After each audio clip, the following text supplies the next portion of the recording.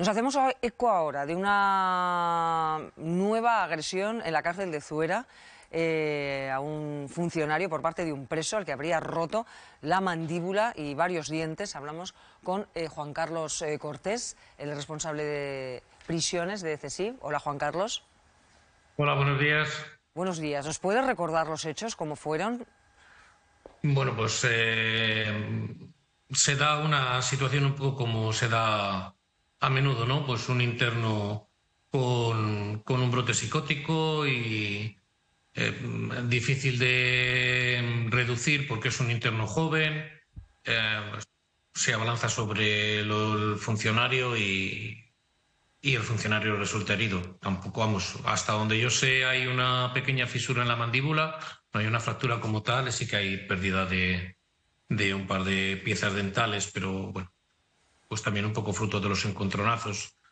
No, es algo que tenemos en todos los centros, por desgracia, bastante a menudo. Bueno, por lo que está diciendo parece como que fuera algo habitual, lo cual es lamentable.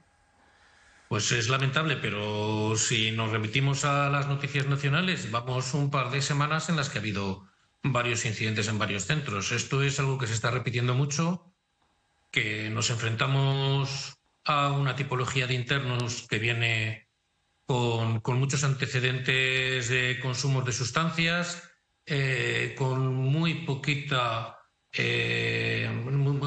apoyo por parte de la Administración en el tema sanitario. Estamos sin médicos, estamos con deficiencias de personal sanitario, no podemos suministrar las medicaciones adecuadas.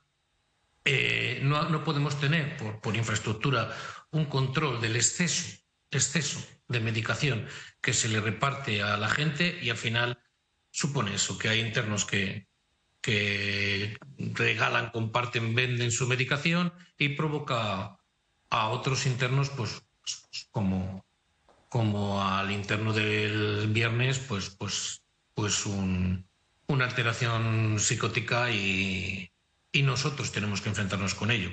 Y Juan Carlos, ¿hay suficientes medidas de seguridad para controlar esa situación? O sea, estamos hablando de la mandíbula, sea fisura, sea rotura de varios dientes, pero Pues es que al se final, podría llegar a algo también. más. Y me viene a la cabeza una agresión que acabó en fallecimiento en una cárcel en Cataluña. Sí, bueno, a ver, yo he sido víctima de alguna agresión algunas veces y bueno, pues aunque vayas con los elementos que la Administración nos provee, no es una cuestión solamente de disponer de herramientas para sofocar estas situaciones, sino que, bueno, el entorno es muy complicado porque se te produce en una celda, tenemos que velar porque el interno salga bien parado y porque el interno se está golpeando en la cabeza, se está haciendo daño. Entonces, si fuera por nuestro propio interés, seguramente no pasaría, pero al final tienes que defender también un poco la integridad de ese interno, porque las autoridades te van a pedir cuentas también con eso, ¿no? Que si le pasa algo también no deja de ser algo que nos piden responsabilidad y luego, como personas, una cuestión moral, evitar que alguien se haga daño, ¿no?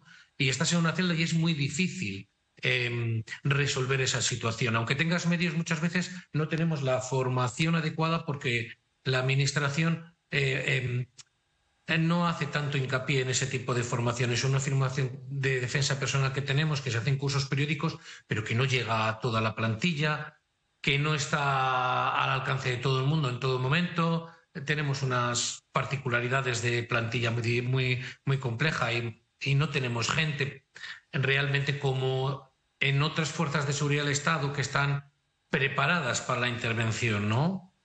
Ay, entonces es muy difícil, es muy difícil. Nosotros jugamos con una desventaja en ese sentido, sí. Hemos hablado con ustedes en ocasiones ante agresiones y sobre todo lo que demandaban era más médicos, decían que iban a perder médicos, nos está manifestando que así ha sido, no sé si ha querido decir que la situación que se está produciendo, como describe en varias cárceles, se debe a que no hay el personal sanitario adecuado, no sé si hablamos de psiquiatras también, ¿qué solución le dan a esto? O sea, que si han hecho esa petición, ¿qué respuesta han obtenido? Pues, hombre, una causa importante no es solamente la falta de personal sanitario, sino la falta en general de personal. Es verdad que en todos los centros tenemos o en casi todos los centros se da una falta de carencia de personal que repercute en todas estas situaciones. Ahora mismo la situación con el personal sanitario es todavía mucho más sangrante porque hay muchos médicos que no tienen, o sea, muchos centros que no hay médico. Nosotros hemos tenido incidentes este fin de semana y no teníamos un médico. No había ni telemédico, que ya es muy difícil que el telemédico pueda cerciorar o firmar la documentación adecuada para aplicar un medio coercitivo en interno, pero tampoco lo tenemos presencial.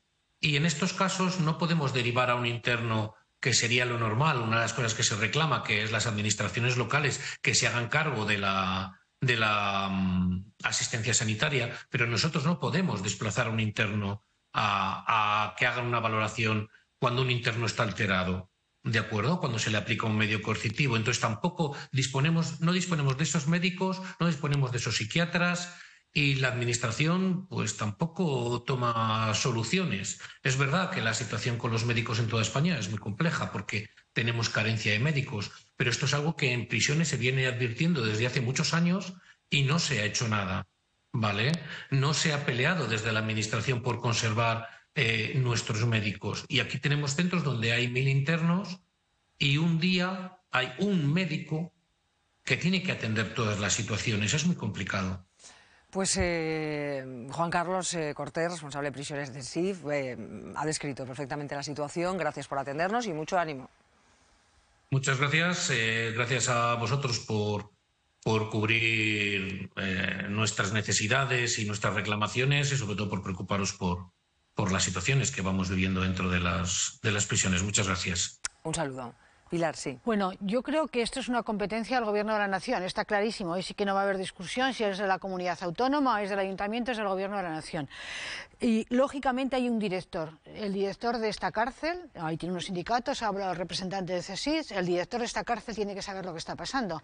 Y tiene una persona en esta comunidad autónoma que tiene que explicarle esta situación, que tal como nos ha explicado es una situación terrible. Es una situación difícilmente sostenible y justificable. Entonces el director de la prisión de Zuera debería ir a hablar con el delegado del Gobierno, que es su competencia y no tiene que compartir nada, y el delegado del Gobierno, evidentemente, con los responsables de instituciones penitenciarias, tomar las medidas oportunas para paliar esa situación. Esa es la cadena de responsabilidades para atender lo que él nos ha planteado. Que a mí me parece muy bien que los haya planteado aquí en televisión, porque posiblemente, a lo mejor, si lo han oído, toman las medidas, que es una de las claves que también tiene la posibilidad de los medios de comunicación. Mostrar realidades que si no, no se conocen. Pero ahora que hay una responsabilidad que tiene que asumir el delegado del Gobierno de esta comunidad con el Gobierno de la Nación, que corresponde al funcionamiento y la administración de la cárcel de Zuera. Y aquí no hay pelotas para tirar a otras instituciones. Es suya exclusivamente la competencia.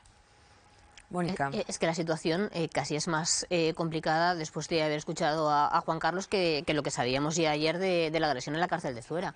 A mí me parece vergonzoso. Yo creo que están mucho más centrados en hacer política que en gestionar y al final pues pasa lo que pasa. Recordabas, Miriam, la mujer que fue asesinada, la cocinera que fue asesinada en una prisión de Cataluña, pero ¿de qué estamos hablando? Hay agresiones, nos explicaban que no reciben formación suficiente en autodefensa para poder combatirlas y además persiste el problema de la falta de médicos, que yo tampoco sé si ante un brote psicótico tiene que estar el interno dentro de la cárcel o tiene que estar en un equipamiento de psiquiatría, que también me parece que es un problema grave.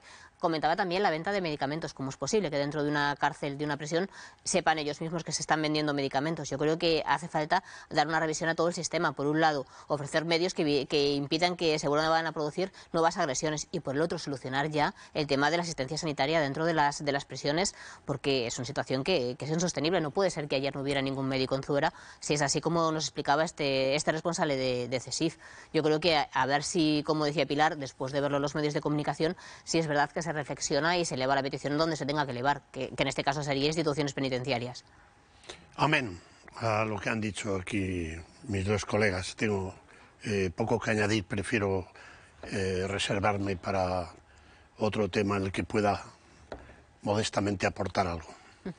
Es que es curioso, ¿no? Como va pasando mucho tiempo, lo estamos viendo hoy con las movilizaciones también de los agricultores, que pasa un año y es verdad que miras para atrás y pocas medidas se han aplicado. Y yo insisto, a mí me parece que el tema de Cataluña fue lo suficientemente grave como para que todo este tipo de problemas se hayan ido solucionando, ¿no? Y que veamos medidas que sean efectivas, que sea verdad, pues que se pueda garantizar si estos funcionarios de prisiones tienen que actuar con un preso que está en una situación psicológica mala, está dentro de una celda, ¿cómo pueden actuar? Porque es verdad que vas a dejar, no vas a actuar, vas a dejar que este preso se pueda dañar. Realmente, no sé, de algunos datos muy que ha complicado. dado el entrevistado, el funcionario de prisiones, uno deja volar la imaginación y algunas cosas de Netflix se quedan cortas.